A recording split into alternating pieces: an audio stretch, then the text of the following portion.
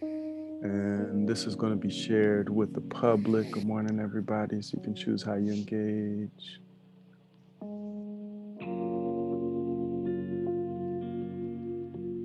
Yay! Take some time now that you're at least 13% more comfortable to locate yourself in this new space with everybody here, with our guest Claudia Alick and all the crew.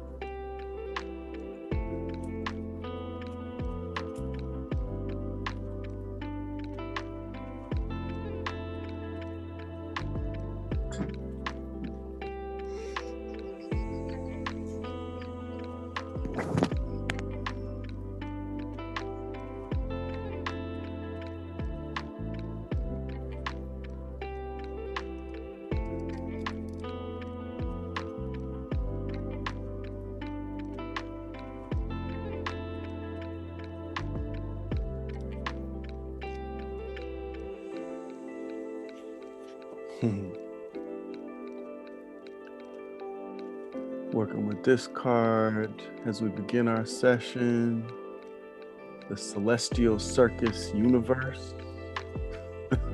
That's not happening. Oh. They say, I am the master of ceremony. I elevate expectations and prepare all for the potency of my presence. I invite y'all just to take a moment and notice any potency in your presence. Notice the aspects of self that are the master, the no more master's master of ceremony.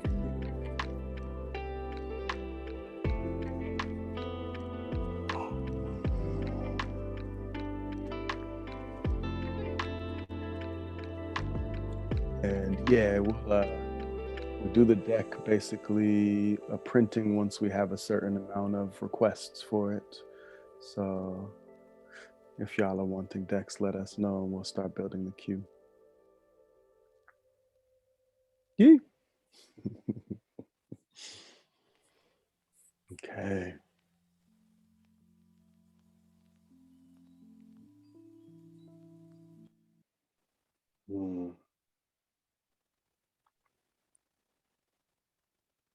I'm having that feeling like I just entered into a room with a bunch of new people and feel a little timid and like, oh, who's here? And so I feel like I would just like to invite us each to revisit that 13%, see what movements will help each of us land in our bodies in this place together. If like making strange faces in front of the Zoom camera might like move some of it, whatever like awkwardness or timidness, just take like 2 minutes together in silence. Just begin the process of landing here.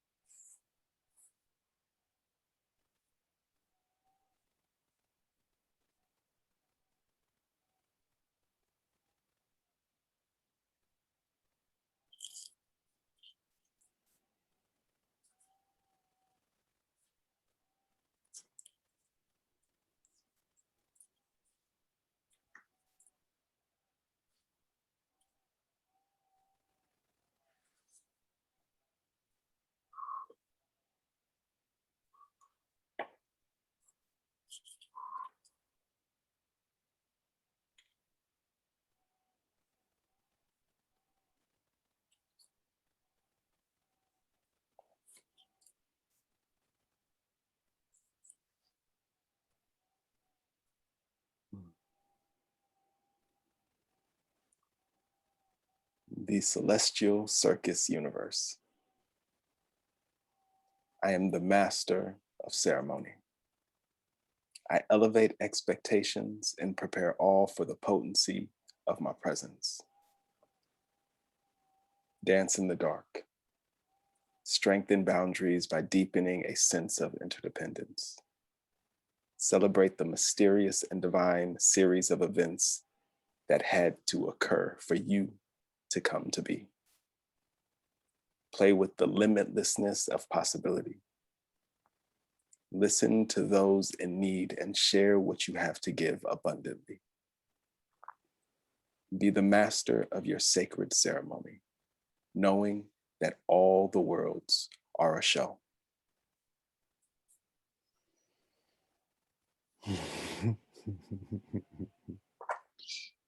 That feels quite perfect to invite in Claudia, remembering that all the worlds are a show.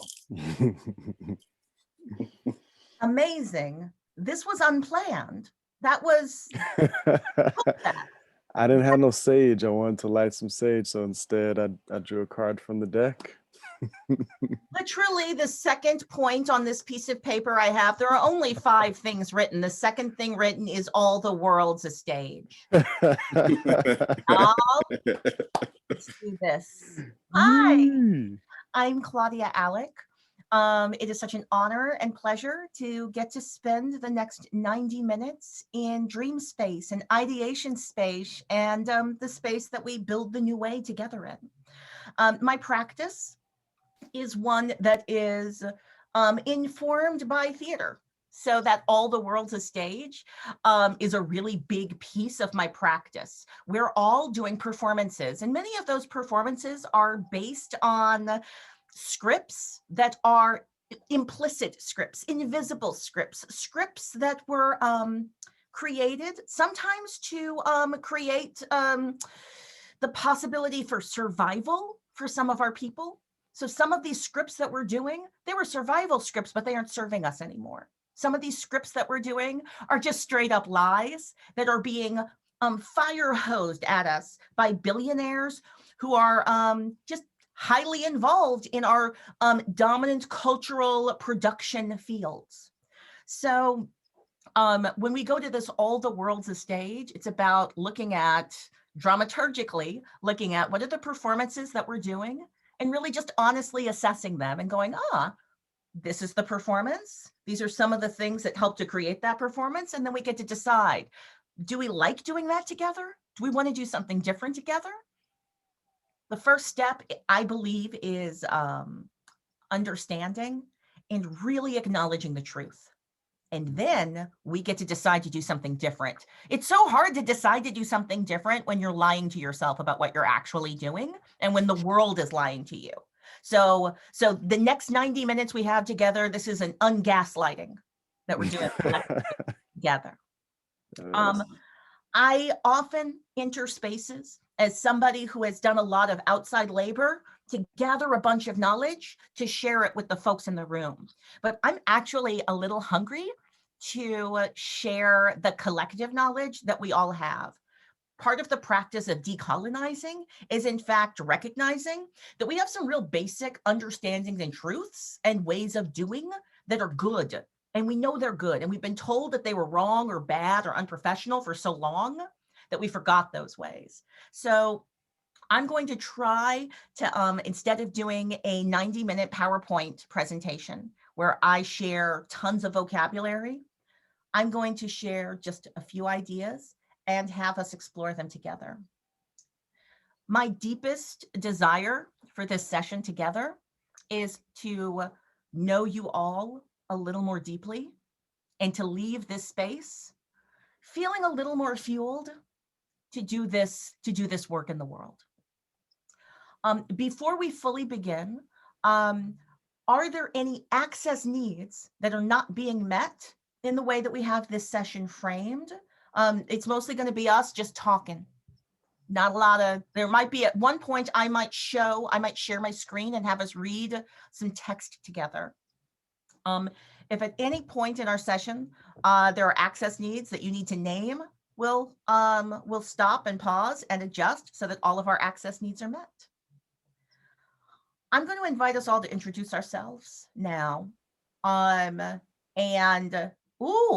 I think that I'm going to do something real tricksy, and I'm going to introduce myself last. So I'm going to invite us to introduce ourselves. First, let me ask this space. Is there a general way you usually introduce yourselves? What are some of the things you usually say? Feel free to unmute yourselves and just talk and popcorn. I'm not going to point to people or call on folks.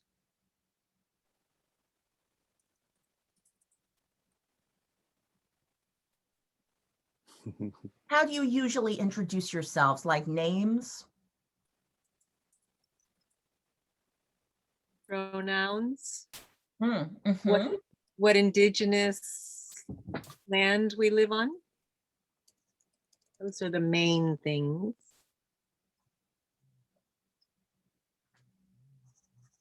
Beautiful. I will add to that the access check-in. I like having an access check-in. Now, when you're doing an access check-in, you can add that to your introductory framework if you have a room that's allowing everyone space to speak.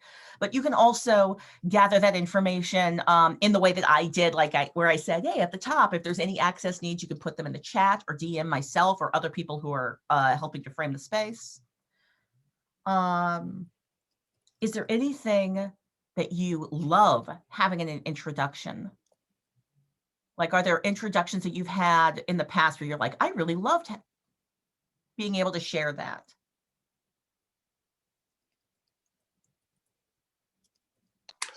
I'll say something. Can you hear me okay? Yes, River, thank you. Okay.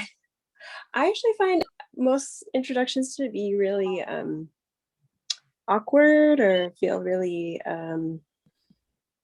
I don't know. I feel really nervous doing them. I don't typically really enjoy them ever, even as a facilitator. It's usually like your name, your pronoun, land acknowledgement, and then sometimes it's like what you do for work, which I find just, I don't know. I don't like talking about these things very much. So some of the things that I enjoy that people have done, where it's more just like, you can just name how you're feeling right now, or even a sound or something like that. So it just kind of like getting us out of the frame of like, we have to introduce ourselves professionally, but we can just introduce ourselves as we are in the moment, as humans. So I enjoy that. Thank you, River. I like having a sensation check-in, this is where I'm at, and an embodied sensation check-in. This is where I'm at, and feel free to echo what my body is doing as I'm telling you where my body's at. Now, oftentimes in professionalized spaces, folks want you to be decoupled from your human body. They want you to just be the machine that does the very specific outputs that make the professionalized space professionalized. And you're not supposed to share that your body might have pain or might be uncomfortable or might have needs that aren't met by that space. Also, just thank you. Thank you for naming that your professionalized identity is not your only identity, that your affiliation with outside institution is not necessarily your identity. Many times in these spaces, you have to ask yourself, what's the point of the introduction? Like, are we doing it because that's just how rooms start? That's just what we do? Are we doing it because there's actual information that has to be exchanged for the room to successfully accomplish what it's supposed to be accomplishing together? For this space, it feels like a sensation check-in. I like that because this kind of work, generally I'm in shared physical space with folks, and that additional information that you share, that's incredibly useful as we're co-creating space together. So I like the idea of adding a sensation to that.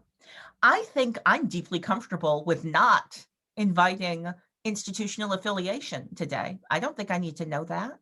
I'm seeing facing like nods and body movement saying, yeah, we don't need affiliation, institutional affiliation. That's cool.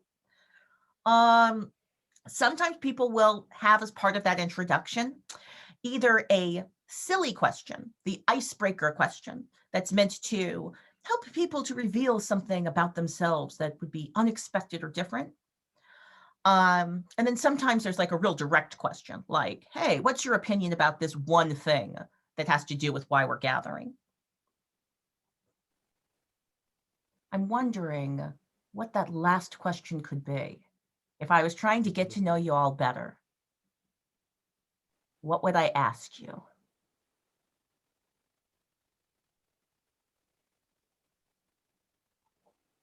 Is it what you want to get out of this space?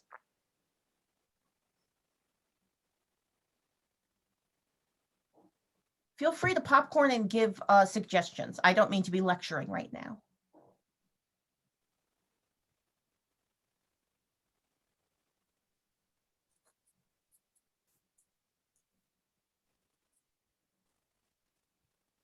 Our relationship to the celestial realm. As I'm watching it behind you.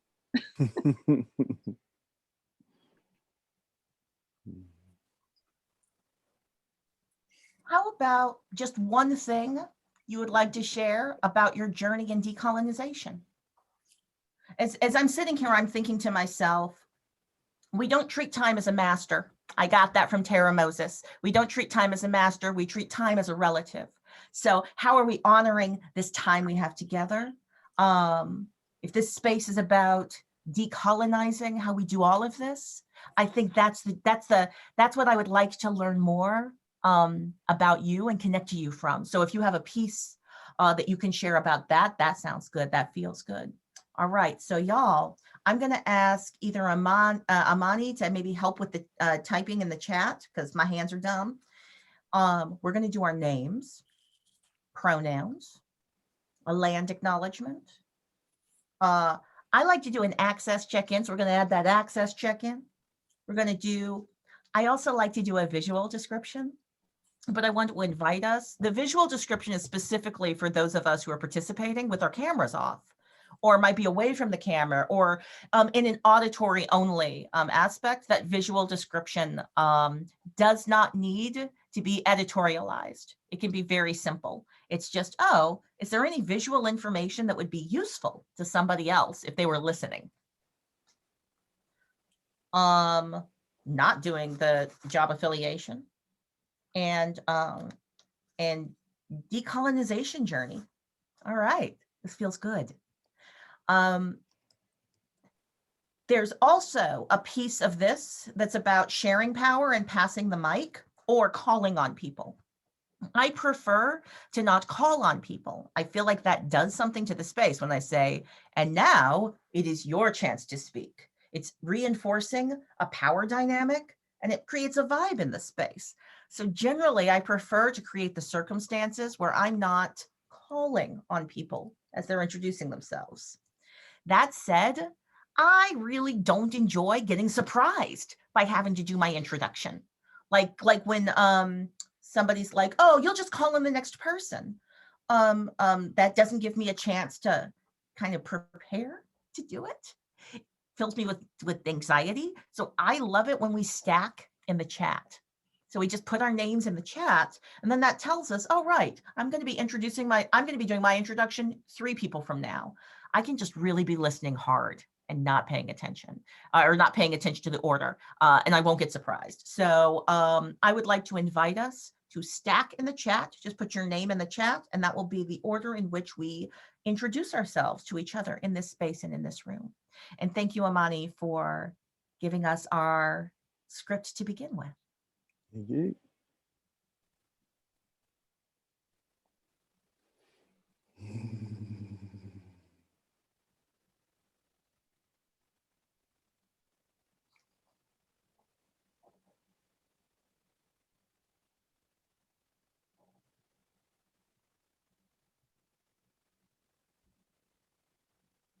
Visual while we stack. Mm-hmm. And while that stacking's happening, Brook can begin us. And I'm going to mute myself and let us begin. Hi, everyone. My name is Brook. I use she, her, mostly she, her pronouns. Sensations, I'm feeling really happy to be feeling the bed under me. I've got a little bit of a lower back ache and I'm very tired and have a little bit of like an anxiety kind of flutter in my chest. And I'm very appreciative of the bed. And visual description, I have short, well, slightly too long for my taste, brown curly hair. I'm wearing a gray hoodie, zip up hoodie. I have glasses. I'm white. I am in a room with a mirror and an orange wall behind me. There's a pillow, a brown pillow next to me, which is hopefully where my partner is going to join me shortly. There's a poster behind my head that's like white and pink and has a bunch of cartoon images on it. Land acknowledgement, I am in Chibuktuk, which is known in English as Halifax in Nova Scotia, which is in Mi'kma'ki, the unceded territory of the Mi'kmaq people. And something that's alive with me in my decolonization journey. I don't really know how to answer that. There's like a lot that's alive.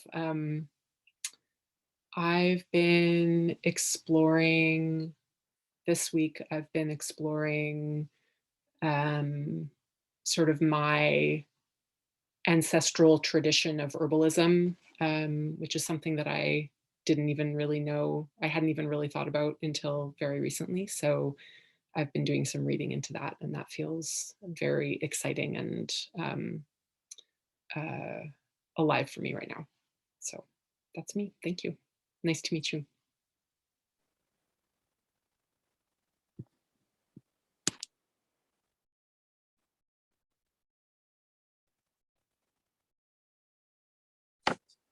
I think I'm next. I'm on my phone here, so if I'm out of order, let me know.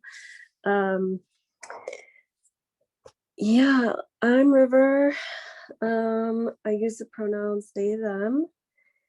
I am on the unceded lands of the Nishan, or so-called Sacramento. And access needs, I always really like that question and appreciate it. I have my camera off because I definitely usually feel pretty anxious while speaking. And that feels easier for me to have my camera off sometimes. And my decolonization journey that I think I would like to share would be, I just feel like I'm working on my jaw a lot, like with learning a different language from English and how it moves in my mouth. It's learning Irish, my ancestral language, and how it sits in my mouth, and having to unwind my jaw and do exercises to essentially make the sound be able to travel in the spaces in my mouth that it needs to be in. And I feel like that work is also helping me to inform like speaking truth and speaking honestly and bravely.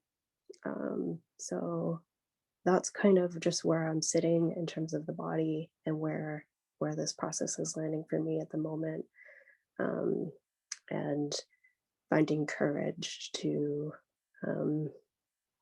speak out. I think that's all the questions. So I'll just leave it out there. But thank you.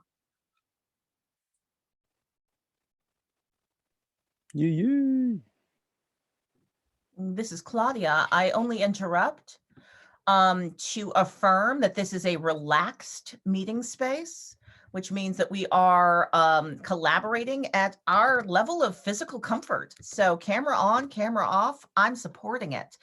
And also I want to affirm that there is no perfection that we are attempting to reach. So please, whoever is next, introduce yourself. It is such a pleasure to get to know you. Hello, good morning, good afternoon, everyone here. I'm Lucas, and I use he, him pronouns, and I'm coming in here in Carborough, North Carolina, which is on the ancestral land of the Occaneechi and Eno peoples. And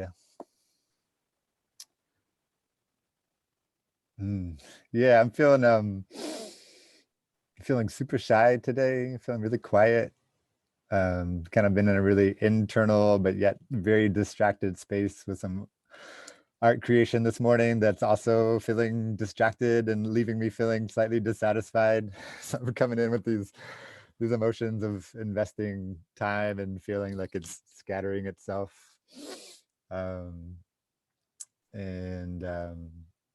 Also feeling a little strange because there's such a powerful presence with you, Claudia, in your background, that I think in my shyness I get like super like I can feel disembodied, and I've got the headphones on and like, who am I? Like I feel you like your voice all up in my head. I'm like, wait, where am I?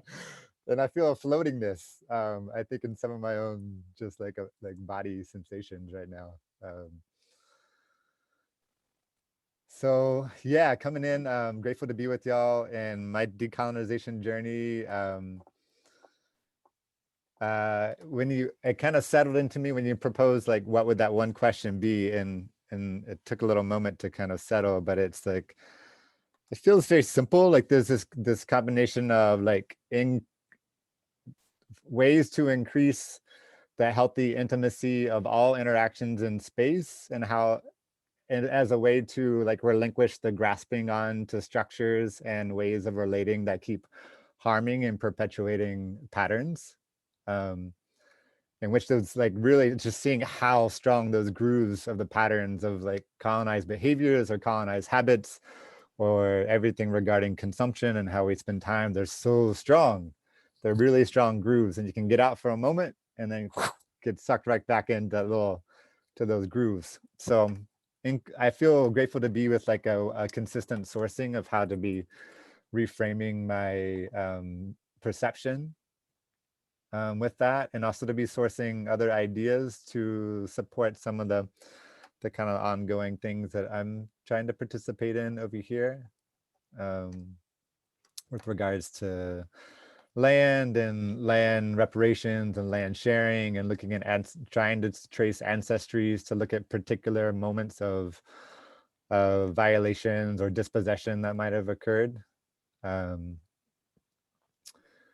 And also too, in this decolonization journey, it feels like trying to manage what can feel like an overwhelming singular person in a family desire to compensate for like 400, 500 or 800 years of like colonized ancestors. You're like, I got to get it all done in one lifetime and in one body, and like do all the things that weren't done, and it can be super overwhelming. So trying to source like a sense of guidance and intelligence and wisdom about what is actually manageable in a healthy way, without kind of psychologically or having like psychic breakdowns over it on a regular basis. So it can be intense, and the more you dig into your own ancestry and see particular occurrences of violations, there's always this like desire to want to go somehow repair this relationship or some violation that occurred, and trying to listen to ways that can be done internally somatically, but also like what are some of those potential more external actions that could happen, in trips to places, and to acknowledge things or acknowledge where ancestors were that might have been harming, or were directly involved in harms. And so I think that's kind of where I'm feeling all those things, and some language learning as well, some ancestral Scottish Gaelic going on my end, and just trying to keep it all sane and manageable. Thank you.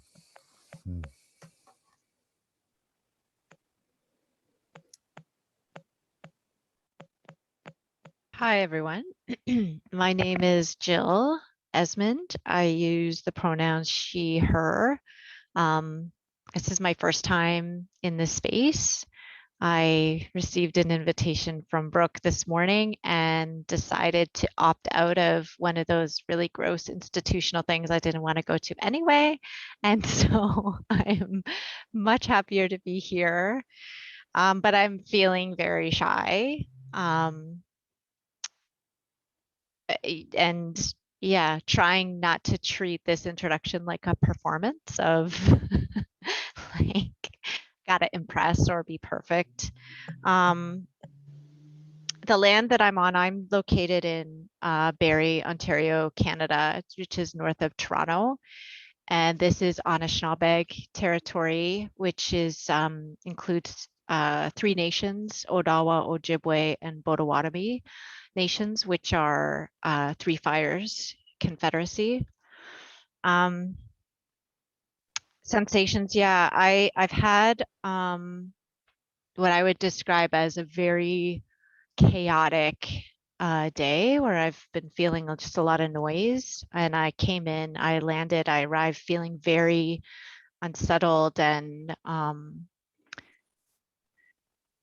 not grounded. And I am grateful for the 13% more comfortable invitation. I think I got about 200% more comfortable within about 10 minutes. At visual description, I am white. I've got long kind of brown hair and a ponytail, and it is dirtier than it should be. Even though I work from home, I can't seem to find the time to wash it. So, and I'm in this room, sitting on a chair with a comfort blanket behind me. It's incredibly soft and feels really nice. And even though I've been in this room for about 14 months now, I haven't really gone much anywhere else. This is like a little safe cocoon actually in my home at this point for me. So it feels nice to be here. My decolonization journey has been a years long, deep, spiralic, I would describe it, process. And what's alive for me right this moment is I've been doing some ancestral work and some ancestral healing work that has been really potent. And one of the things that's happened in the last couple of weeks is some things unlocked and my dreams have become very alive, which is beautiful. Sometimes it's a little unsettling how much is coming through in my dreams right now. And I feel a lot of what you just shared, Lucas. I feel a lot of responsibility. And I struggle with the process of dismantling things that these internalized systems and structures sometimes leave me feeling unmoored. And yeah, it's a going around and coming back around and coming back around, and going a little deeper each time. Thank you. I think that's all I'll say for now. This is Claudia, Ashe, lifting up all things, interrupting for 2 reasons. One, just to highlight how do you end your sentence? How do you end your introduction? It feels awkward, doesn't it? You're like, all right, am I supposed to do like a call to action? Thank you for listening to my TED Talk. Come to my Patreon account and follow my YouTube channel. How do you stop talking? And what is the perfect way to stop talking? Generally, the perfect way to stop talking is you just stop. But we feel like there's some perfect way. So I feel like there's alive, even in this incredibly chill, no expectation space we've built for ourselves, we bring in that implicit script outside supremacy culture script that expects us to do something. So I just want to affirm all of that, and also highlight that we are sharing our time together, and maybe invite us to respond to the where you are in your decolonization journey. Maybe respond to that with a little more tightness so that we have room for a full group conversation, as well as our intimate check-ins and introductions to folks. But I want to just make sure I'm saying a bunch of affirming things as well as things to help us also collaborate more well together. So whoever is listed next, please go right ahead.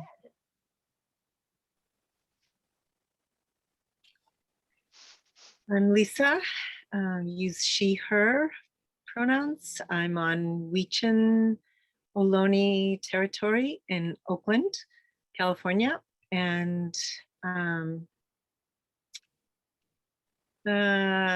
because the most comfortable place for me to sit is with my back here and my neck going this way. It's kind of awkward, but I'm fine. I think what's most present for me at this time around decolonization, well, lots of things, but moving into getting down deep into the trauma that makes me react in ways that I don't want to. I'm, also holding my own in the context of many other people, including my children and friends, and then the wider, of course, all around me. And the decolonization takes into account the political atmosphere, because it makes so much difference to all of us little people. And so just trying to figure out what's my place in all of that while I take care of myself, my kids, my responsibilities to different places, and learning. And I'm very grateful for this class that will last all year, and I'm learning so much, and so grateful for the wisdom of so many people.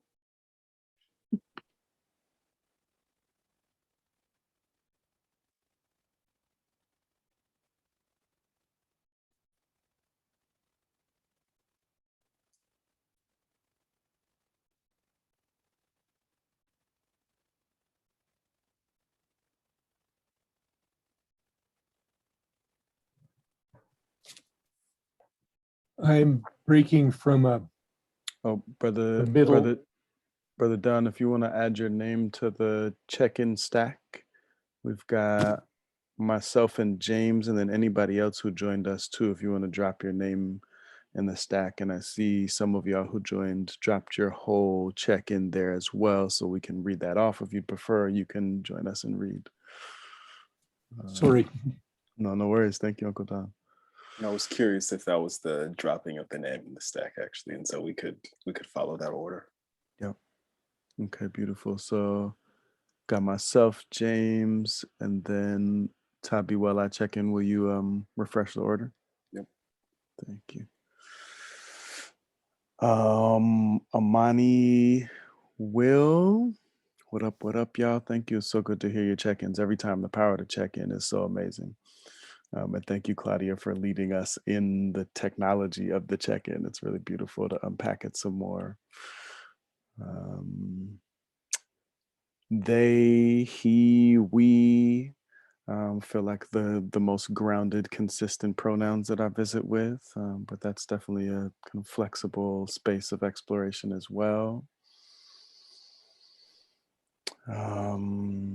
I feel coolness on my forearms and warmth kind of emanating from the core of my body, and warmth on my back where this mud cloth is draped on me.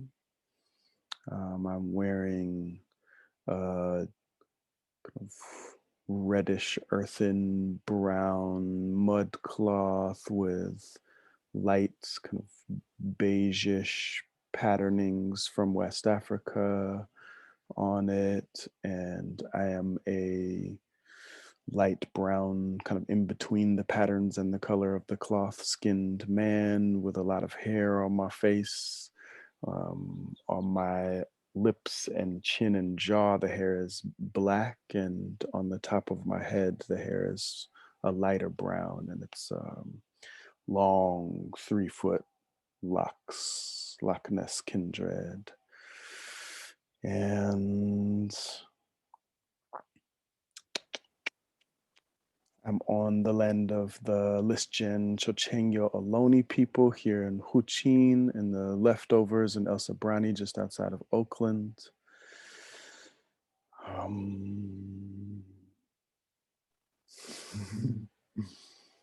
In this moment, I'm in the decolonial process of trying to deeply listen while manage chat and welcoming folks as they come in and tending to any needs possible while staying in my body and truly receiving in my heart what is being spoken.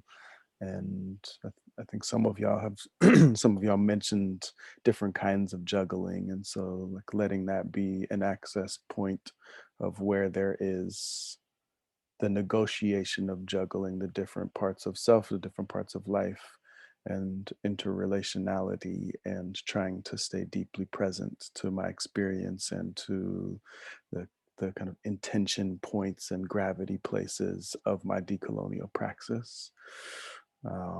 So it feels good in this moment. I feel like engaged and stretched and continually able to continue kind of dropping and be impacted and doing the best that I can to track. So feel grateful to have some new folks in here and to continue this steepening with all of y'all and to be sitting with the great Claudia Alick right now. Check.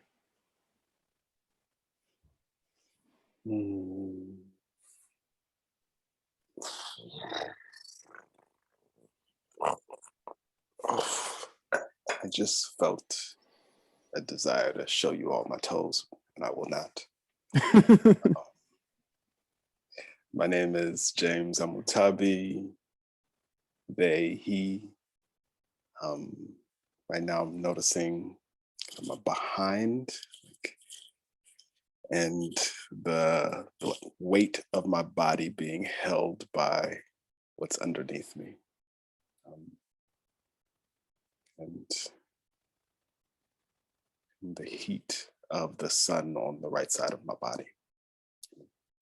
The difference of that from the left side, which feels much cooler.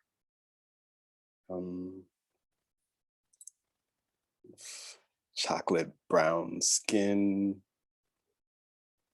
There's also a Loch Ness, but you can't see it because it's behind my head. Beard, goatee, gray shirt with some beautiful art tapestry behind me and fabric.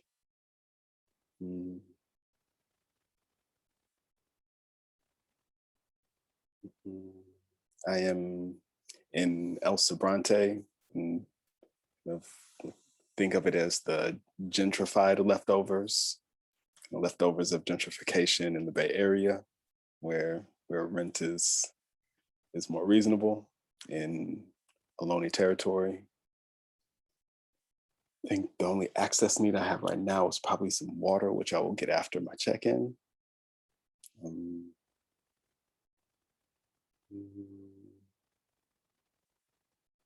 And I mean, really, decolonization for dreamers is what's alive in my decolonization journey right now, this process, these gatherings. And so it's good to be in that which is alive. And I would invite folks again to drop your names in the chat as we stack names and continue this process. So anybody who wants to share voice in the space gets an opportunity.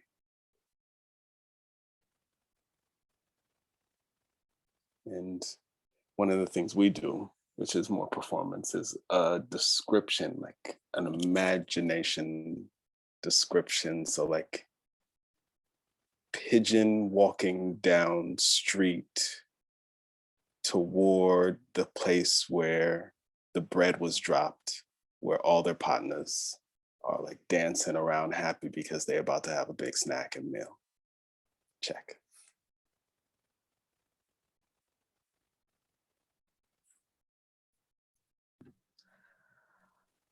The names in the chat are Julie, Uncle Don, and Helena next. Hi, I'm Julie. My pronouns are she, her. I'm actually really excited to be here because it's a complete surprise. I just have been on top of my notifications and saw this pop up. So thank you for having me. Happy to be here. My decolonization process became, I'm obviously still in it, began really with the decolonization of yoga in the West, and the ways I have contributed to positively with yoga as ways that I have unintentionally caused harm to yoga and the representation of yoga in the West. Julie, I'm interrupting only Sure. to invite you to engage with the script that we co-created together. So at the top of our session, we said, hey, how do we want to introduce ourselves to each other? What are the things that we want to make sure that we name? So that's that little script that we have in the chat. Those are some of those points. And while I am not judging folks or giving you points, I do want to invite us to do that exercise together. Check. Sure. And this is embarrassing. For as long as we've been in the pandemic, I'm still pretty new to Zoom, and I don't know how to get to chat from my phone. Like when it pops up, I see it, but I don't know how to make it come up on my phone. Thank you so much for naming that access need and voicing that need to the rest of the room. Is there anyone else here who has competency with opening up the chat function on an iPhone or on a phone when you're using, because I'm doing it on my laptop, y'all. I can't do it on a tiny phone. So you go to the more section, because I'm on my phone also. So I know if I just tap on the screen on the bottom will show up more, and then I can click the chat. I do have an iPhone, so I don't know what you're on. Great, I think I've got it. So I'm looking for the space on how to be guided to share. Okay, I see. So my name is Julie. My pronouns are she and her. The sensations I'm feeling are tightness in my chest. That's generally the feeling I begin with. No, actually, that's generally the feeling I start to have after being in a space that's discussing decolonization. And then that's usually the feeling I sit with and then have to work through for a couple hours after the experience. My visual description is a photo. It's a professional looking photo, portrait of my face. I look bright and happy. My skin appears to be glowing. I'm white with dark brown hair. And it's completely opposite to how I'm feeling right now. So I look bright and uplifted. And right now I feel a little bit smushed. I am on Onondaga land. I'm right near Syracuse, where Onondaga Lake is, which is one of the most misused and polluted lakes in the United States. And it's a sacred site.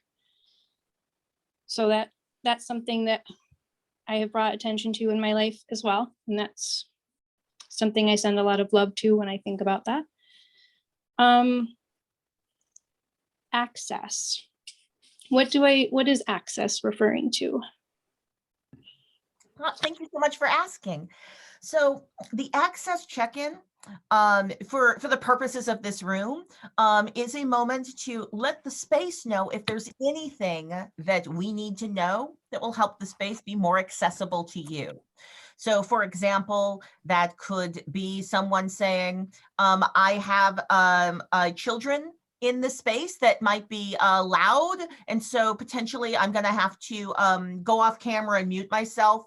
Please continue on if that takes place. Or I have loud construction happening in my background. I'm going to be muted this entire session because of that access need. Or for myself, I often will let the space know that I have a pain disorder, which sometimes means I pull a face unexpectedly. And I like to let the space know that if I do this, I'm not giving them some additional piece of information that they should be considering communicative. It's a body spasm. So you can share as little or as much as you want for the access check-in. It's really just a moment to make sure we're letting the space know what the space needs to do to be accessible for all of us. Check. Oh, excellent. I have my photo in place of video because I have an 11-month-old and he's napping right now. But in the case that he wakes up, I like to make sure that I can continue listening and partaking without making everyone motion sick. So I would just be listening with my camera off and my photo there. The biggest part, and I kind of touched on this in the beginning of my decolonization journey, is a lot of my decolonization journey is focused in spirituality and spiritual communities, and understanding how a practice such as yoga that is intended to be healing and transformative has actually been so misused and misrepresented. And learning about that, and it's expanded into all aspects of my studies and is really helping me grow and learn.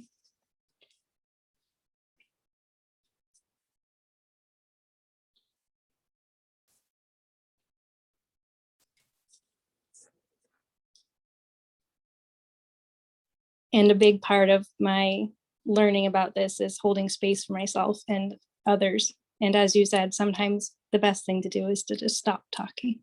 So thank you.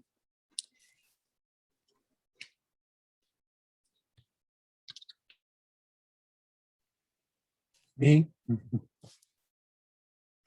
Okay. Uncle Don B. Fireland Fanning. There's a bunch of elements go into the name. I'm not going to spend time on that, except the Uncle Don part was a nickname from poet friends, and Fireland is an amalgam of my late wife's and my surnames. I don't think that much of pronouns for myself. I don't have my head in that much. So I'll keep looking at it and see if I come up with something that feels necessary and sufficient for myself. But I'm pretty much comfortable whatever people call me. A lot of people are uncomfortable with the uncle part of my name, but almost everybody where I live knows me that way. It's mostly people my own age and older that are uncomfortable with that because it's non-standard. So that's a colonialist view right there. You got to do everything in some conventional fashion. I broke today from a 5-day meditation intensive to attend this. And so I'm a little spacey coming in. And I took an hour and went and watered things in my yard because I'm getting things growing, which is part of my decolonization journey right now. Doing it in a unconventional fashion that suits myself. I've got patches that are wild things and patches that are cultivated things. And in one of the cultivated patches going in, I have a terracotta cistern buried and a lot of horse manure composted with some coconut coir on the top. And I have one of these mushrooms coming up this morning alongside the cistern. And that's my first mushroom of the year. And these guys, they deliquesce, which means they look like they're rotting, but they just kind of dissolve away and they turn into goo. And flies like to come and land in the goo, which is probably why they're growing in the old manure. And that's how they get their spores out. They don't send them to the wind. And they kind of, some people like to make pasta with the ink from them. Some people like to make ink using the mushrooms. So they're kind of cool. And that's the first one I've seen in my yard of any mushroom so far this year and of that type. Land acknowledgement. Kinlani is the name I've been told by the folks doing the mutual support group out on the res lands from the info shop here in Flagstaff. I don't know the history of that name.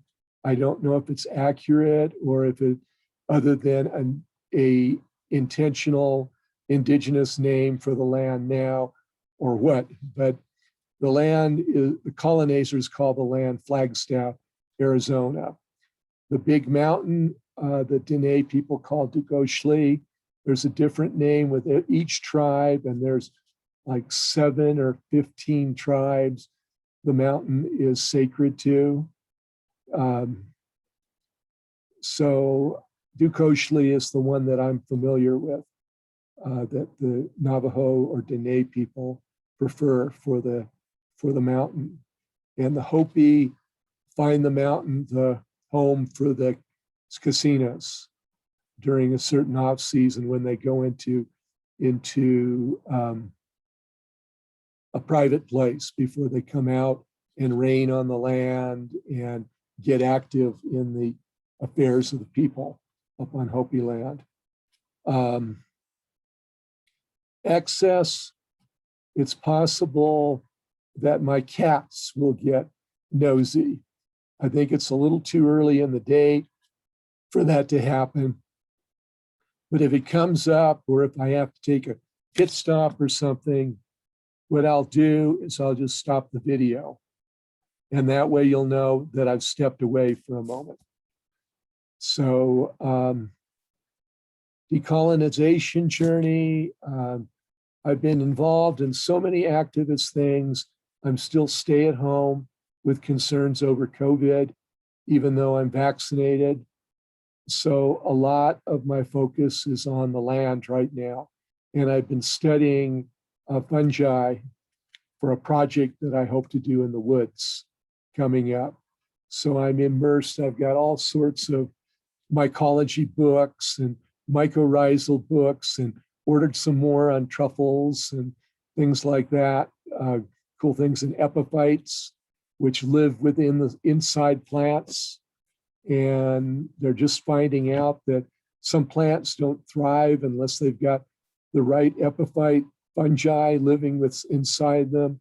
And there's all sorts of cool things around fungi. But that's enough of an introduction. So thank you for holding me and giving me space today. Blessed be. It looks, I don't see Helena's box anymore, the Zoom box. I think that's everybody. It's the equivalent of somebody being here and disappearing. So I'm just going to name some things. I'm just going to reflect some things. And these are sort of dramaturgical reflections on the performance we just did together. So I think that there's the introduction script is a script that is about power, priority, and purpose. Oftentimes, rooms are being run in a way where only one person or some small group of people are allowed to control the power, priority, and purpose of the space. In our space, we named this was a co-created space. We were managing the time collectively together. But also we were a space that wasn't fully met when we started to script how we would co-create and work together. So as new people entered the space, some interruptions actually had to happen. And those interruptions, in some context, that would be the performance happening imperfectly, the performance being broken. There are a lot of spaces where once you set up the introduction script, you can't stop it. Have you ever, just do a hand movement if you've ever been in a space where you're like, this introduction script has gone off the rails, but well, guess we're here. And yeah. So I just want to name that this is a healthy space where we were able to stop and go, hey, we wanted to do this. Do we still want to do this? All right, we'll keep doing this. I love that. But I also named that there are power dynamics taking place in the space. There are the people who gathered the space and hold the space. There's a power dynamic there. There's the power dynamic of me being a guest and a highlighted guest, imparting knowledge. All of those give you the invisible implicit script that you're not allowed to interrupt me, that you're supposed to do what I say, take my suggestion over what you think is right. I'm just naming these things as realities. Sometimes they need to be real. Like sometimes you're in a space where actually the space wouldn't be functional if every single person was carrying the same amount of power and responsibility to help the space to happen. However, I do think that you have better rooms when everybody's empowered. I just did this little exercise of, these are just some like thoughts I had, loose thoughts around this exercise of beginning.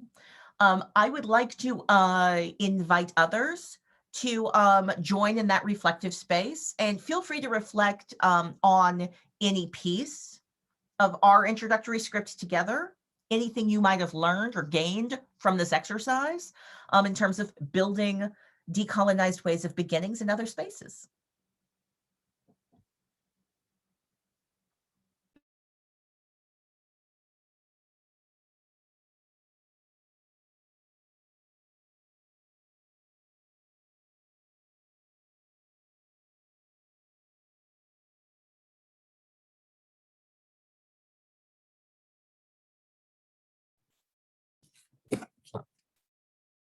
I was a little overwhelmed by how many items we were asked to fit into the introduction.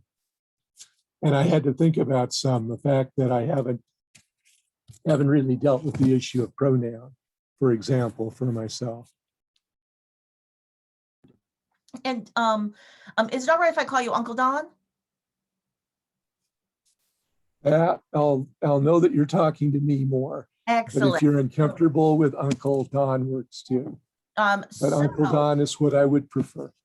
Perfect. So what I loved, Uncle Don, about what you just brought up was this happens in almost every space I'm in.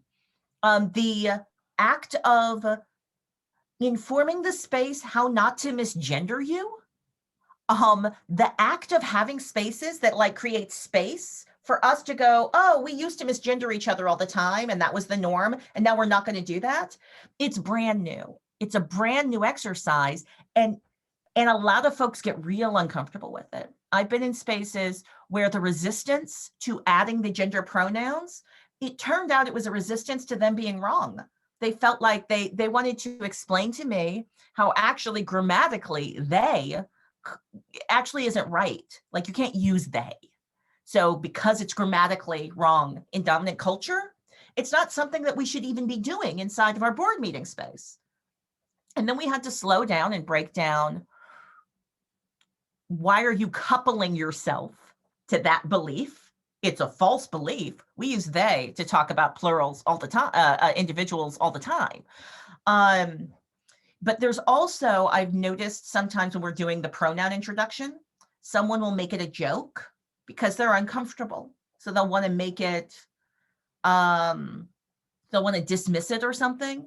And while they're doing that jokesy dismissing performance for their own self-comfort, what they're actually doing is kind of disrespecting the entire exercise, disrespecting the reason why it's necessary for some of the people in the space. And for some folks in the space, this is life and death. So thank you, Uncle Don, for bringing up the pronouns.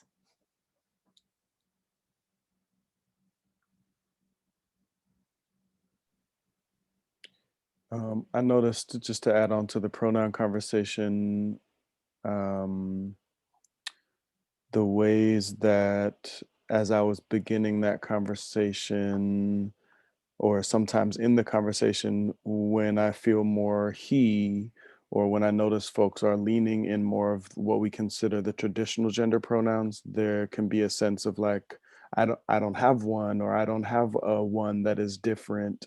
And that to me feels parallel to the ways that often white folks can feel like, I don't have a culture, I don't have a, and this way that we can think that it's about like some new cool thing, or it's about like these people.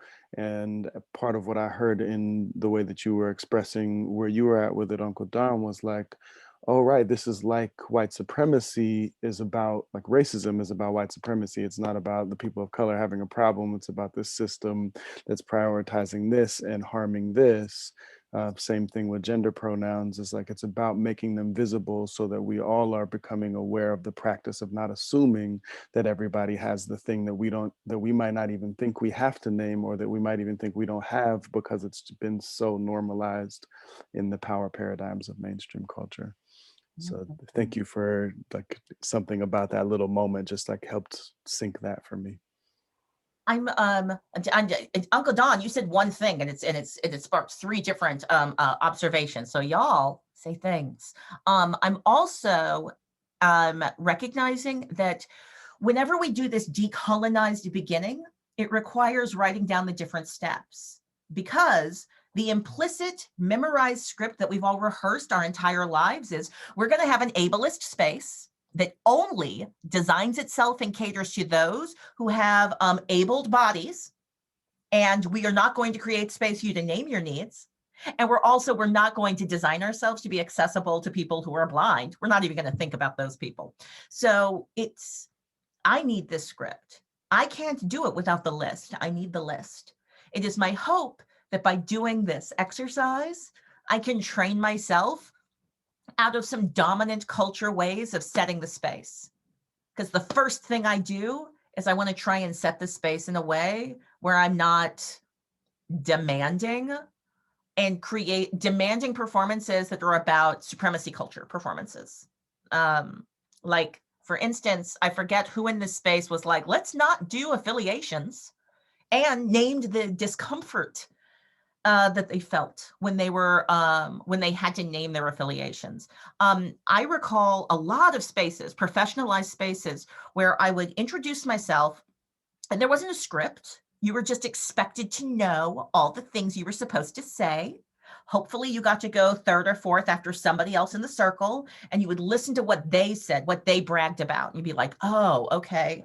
So in this space, I need to make sure they understand that I'm associated with these predominantly white institutions. And I have these predominantly white accreditations.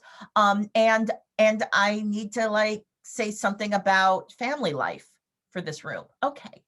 So the act of listing it out is a thoughtful, intentional act. This is an act of decolonization just by itself. Hey, Brooke, I see your hand up.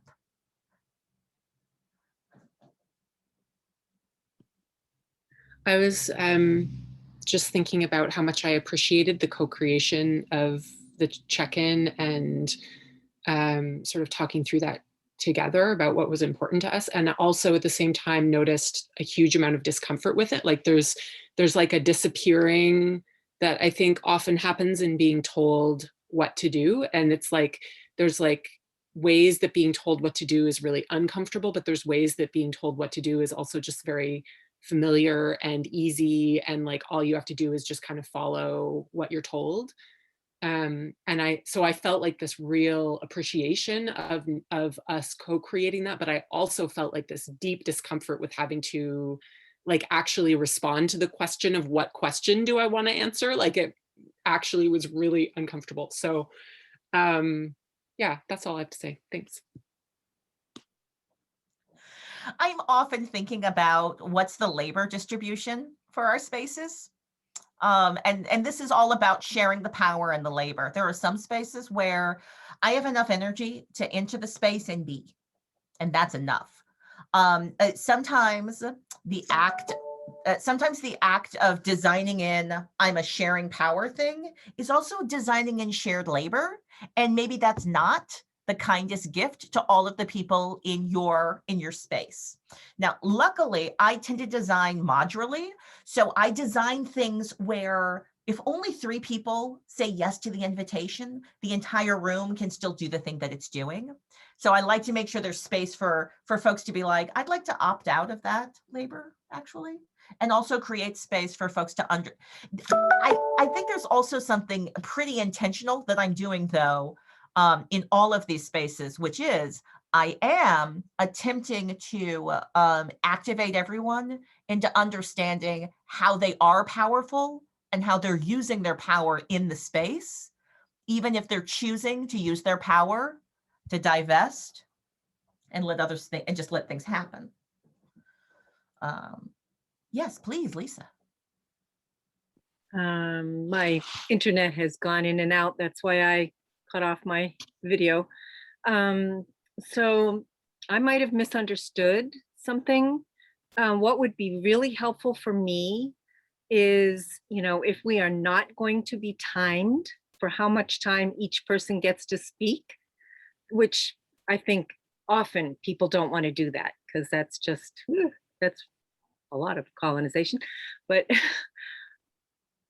right before I was going to speak, I think it was when you were interrupting Jill, I think it was, Jill.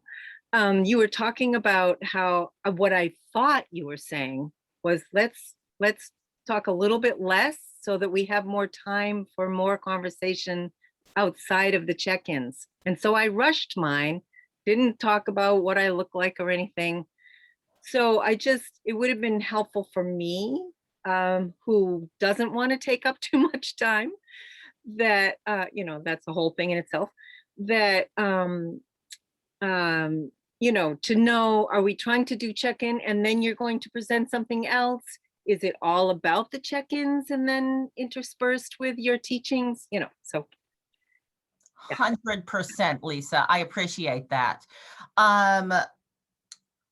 This happens all the time. I know that I often I actually skipped my introduction fully for this room and I didn't even do it. I will often make my introduction super efficient and then other people will go after me and do long, discursive, inspiring check-ins that make me want to do more and say more and be like, oh, I didn't tell the room about these things I'm doing or these things that I'm thinking about or this person that I am. So in some ways, you can create space for go-backsies. So like if you have a circle, you can be like, hey, did anybody leave? Is there anything left over that folks were like, I didn't get to share this in the room? I did notice that some folks in the space, if they had something that they didn't say out loud, they placed it in the chat. So that's another way that can happen. I want to talk about the timing because it's really real. Like if somebody has like a time clock for your introduction, that can feel very pressured. That can be that can be a real access issue for some folks, but also just frankly, as a Black woman, I don't feel like performing in specific times.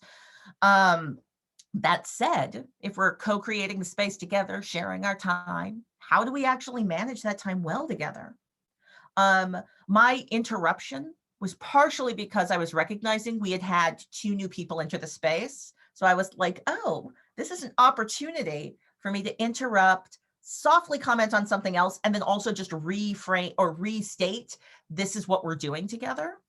But I'm now realizing as a facilitator, I could have maybe said a few more words to make sure you didn't feel like you had to rush, because I noticed it. I noticed that I had hyped you up and that you had adrenaline in your introduction. So yeah, I totally noticed it. And for the purposes of this room, I mean, I did say I actually wanted to get to know you all a little bit better. So we've accomplished Claudia's goal. That was my big Uber goal. I just wanted to get to know you better.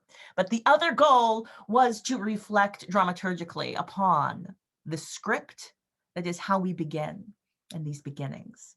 And we're doing it really beautifully.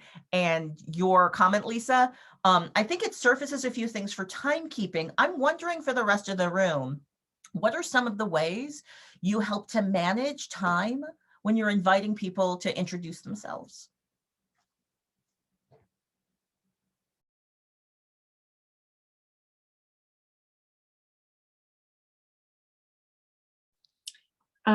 This is something I'm actually thinking a lot about as a facilitator, because it depends on the group and what I'm doing, but I do keep time sometimes.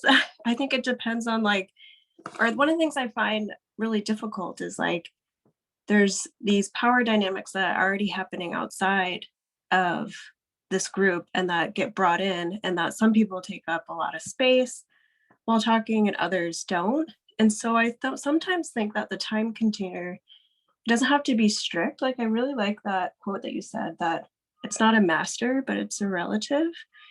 And so sometimes, for me, I'll shut down quicker, but if I know I have a certain container of time, that invites me to take up more space, and it can invite people who take up a lot of space to just be aware of how to say things perhaps with more brevity, so other people get the chance to share. So I'm not necessarily opposed to it, but I like this, it's not a rigid thing, but it's just more of an embodied paying attention to it experience.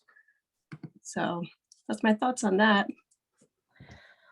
There's a space that I have where we've learned through cycling that it's useful for us to keep our introductions to a third of our time together, but we like to have room for spaciousness, and we never know how many people are going to arrive. So the way we've done it is we give ourselves a 3-minute warning. So at around 3 minutes, everyone's invited to just slowly start doing this.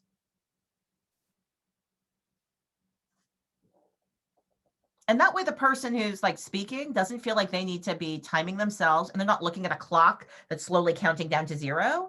But if they look up and they see everybody has their hand up like this, that you go, oh, I should probably start to wrap up what I'm saying. That's been a pretty successful move in that space that helped folks to not feel like pressure, but helped us to manage the time collectively together. I also name it feels harder to do in digital space. It's easier to do when we're all literally in the same physical space. Yes, thank you for that. I've been trying to just make it really fun, like what you were saying with putting a hand up, or I just kind of have objects that I think are really pretty and fun to kind of dance across the screen in a sort of, okay, time to wrap up the thought. So it's not this rigid thing where I'm hopping in to ask someone or, interrupting it. So I love that. I love that everyone is kind of participating in this lifting of the hand kind of thing. Thank you for that. And in many ways, this is about, oh, and I see your hand, Uncle Don. Please go ahead. Why don't you finish what you were about to say, and then that would be a better time for me to go. I'm always going to have something to riff off because y'all are dropping jewels. So please, no, go ahead, Uncle Don. Okay, couple things that I've taken from guiding meetings, chairing meetings. God, the hierarchy just doesn't die, I find that it's useful to arrange the next meeting if you have to set a meeting time at the very beginning of things, rather than at the end when people have begun to disappear, because it's almost impossible to set a meeting time that everybody can agree to at that point. And you end up spending hours on the phone, and people that can't get together on the same time, it just doesn't work. And also what I've seen people do is, I'm pausing to interrupt only so we can say this out loud together. One piece of technology we can add to our beginning is planning when we'll next meet. That's an interesting and beautiful and provocative offering. Thank you. Please continue. well, in-person meetings, old style meetings. The other thing is an introduction is pretty much never going to really introduce you to the people in the room or in the Zoom session. It's just a beginning. So sometimes it's best to really have one question and stick with that. And one of the ways that is really, really, really, really difficult to decolonize is some of the indigenous people in this area, when they have meetings, they don't have clocks. People talk until they're done. That may mean that they're meeting until after midnight. And that's the traditional way. It's shifted, of course, but that's the colonization that's made it shift rather than doing things the right way. So if we were to really, really decolonize on that, and it's almost impossible to do at this point because we got to fit everything in these little boxes. We just take our watches and throw them away. And we would meet around the middle of the day and we'd start talking.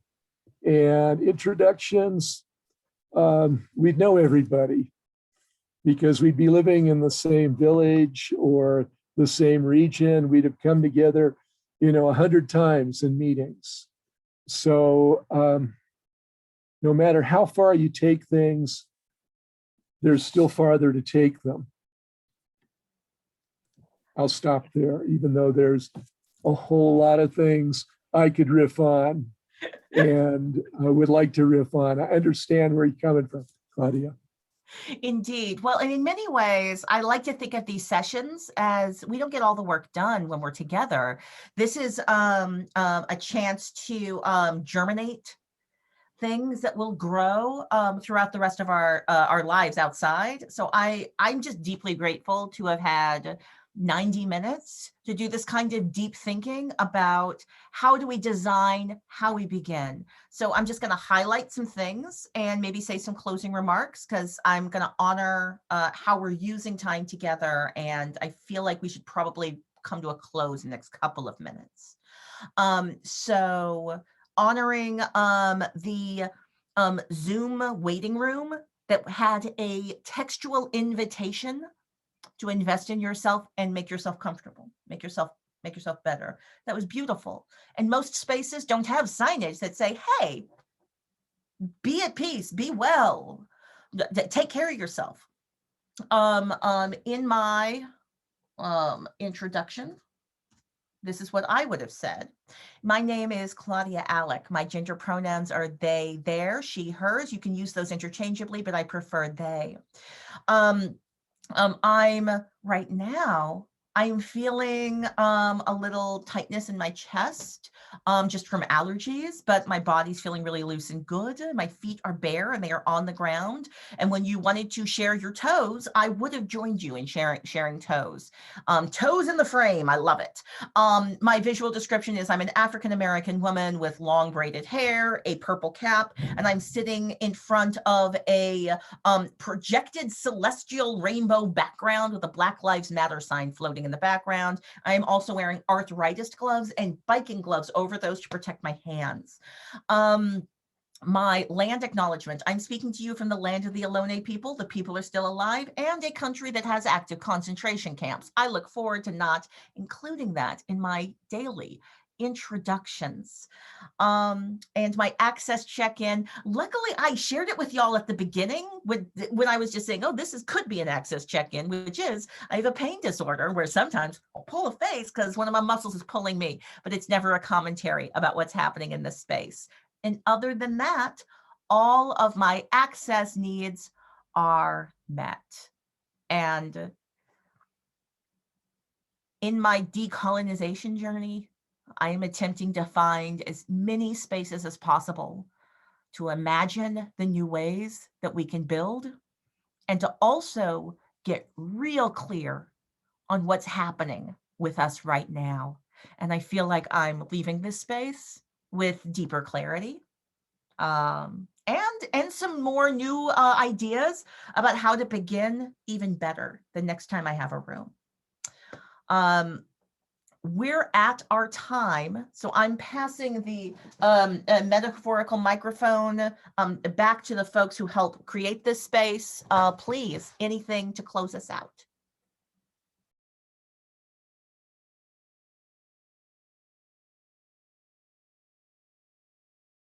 For folks who are just joining us, sometimes Mutabi will take notes like this.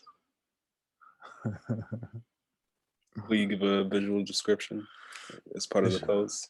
Okay. From what I see over here, it looks like pen drawn with like a stamp of a box with a check mark across it and a magic wand going through it, and maybe a bunch of different faces or a brain underneath in the intersection of the check mark and the magic wand.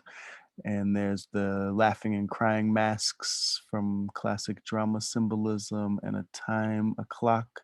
Can't quite see what it says on the clock though. How to tell how much time. Yeah. I love the combination here that we found, like where we landed on kind of time and check-in and seeing how much the check-in kind of filled the space. And that's often what happens in our meetings. And that at the intersection of time as a relative, and that at the intersection of I really love the question for check-ins as a starting point for creating space and creating space culture within space of like, what's the point of this check-in? Um, and there's something really powerful about unpacking the culture setting that happens in something as simple as a check-in, and inviting us in to really be engineers of the beginning, and notice that the beginning is this big, it sets the stage, it sets the role, it like then kind of people get into their roles based on self-selecting and group selecting, and very like it's so deep. And so this as like this giant tool that comes in the little seed of like, how do we start our interactions, and how are we creating the culture or falling into scripts unknowingly as we like begin to interact with a space, a time, another, others. So sitting with that, thank you so much for guiding us through that, and for all of your works. Another place you can check out Claudia Alick's many projects: producing, performing, writing, directing, coaching, consulting, collaborating, justice producing, all sorts of different ways. Here's a bunch of websites. ClaudiaAlick.com has all of those listed on them. You can support Claudia at their Patreon, right there at the bottom of that list.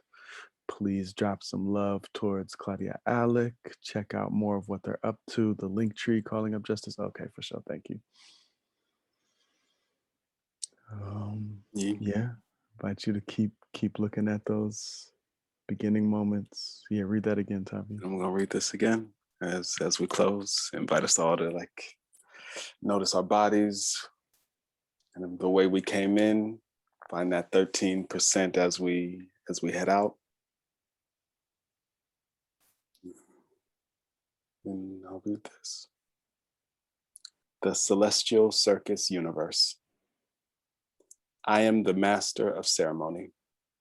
I elevate expectations and prepare all for the potency of my presence. Dance in the dark. Strengthen boundaries by deepening a sense of interconnectedness.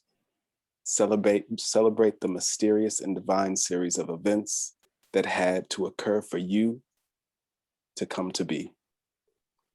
Play with the limitlessness of possibility. Listen to those in need and share what you have to give abundantly. Be the master of your sacred ceremony, knowing that all the worlds are a show. That all the world is a stage. Blessings, everyone. Till next time. Till next time, if you're just joining us, come check out the Earth Activist Training online space. You can click that link through hoodhippieuniverse.com. The recording of this will be up shortly if you want to review. Blessings on your decolonial journeys. Thank you so much, Claudia. Thank you all so much.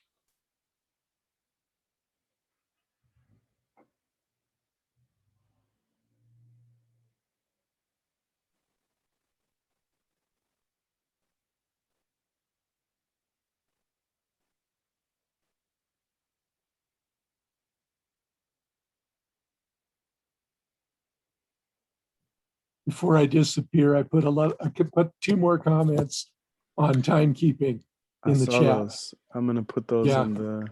Yeah. And there's so much, man. Things are so messed up. I mean, I love your comment of like the wrestling against time as the artifice that can be abused, and that like continually things go over because we need more time. Yeah, my wife noted for an important decision that was made in the National Green Party, where she was a delegate for a while. She took the whole thing really serious, but they got people drunk the night before and then saw that the vote was taken without them having a meal. And they got their way. They basically raised the limitation on donations in a way that she felt was inappropriate. And I have witnessed so much corruption in so many places, and I am so cynical at this point. It's really difficult to clean things like that up. Yeah. And it is so difficult. Thank you for the hard work. And I would love to work with Claudia some more and have her, open our skulls a little bit more on this stuff. So thank you for the deeper introduction via practice and all. And see you guys next time. Bye. Thank you, Uncle Don. Make sure you check out Claudia's Linktree, and we'll see what we can do to bring them back.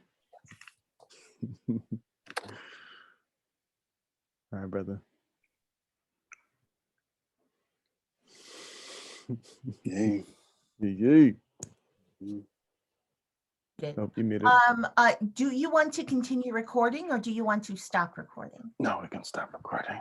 I love the cards, and I want to have